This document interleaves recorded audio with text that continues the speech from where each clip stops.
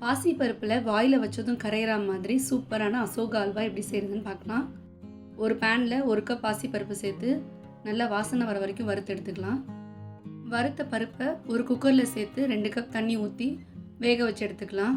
இது நல்லா ஆறுனதும் மிக்ஸி ஜாரில் சேர்த்து நைஸாக அரைச்சிக்கலாம். இப்போ 100 கிராம் நெய் எடுத்துகிட்டு அதில் 1 ஸ்பூன் நெய் விட்டு முந்திரியை நல்லா வறுத்து எடுத்துக்கலாம். அதே பேனில் மறுபடியும் 1 ஸ்பூன் நெய் விட்டு 2 ஸ்பூன் கோதுமையை நல்லா பச்சை வாசனை போகிற வரைக்கும் வதக்கிக்கலாம். கோதுமை நல்லா வதங்கினதும் அது கூட அரைச்சி வச்ச பாசிப்பருப்பு சேர்த்துக்கலாம். இதை நல்லா கிளறி எடுத்ததும் 1 கப் பருப்புக்கு 1 கப் சர்க்கரை சேர்த்துக்கலாம். சர்க்கரை நல்லா கரைஞ்சி கெட்டியாக ஆரம்பித்ததும் 1 ஸ்பூன் ஃபுட் கலர் ஆட் பண்ணிக்கலாம்.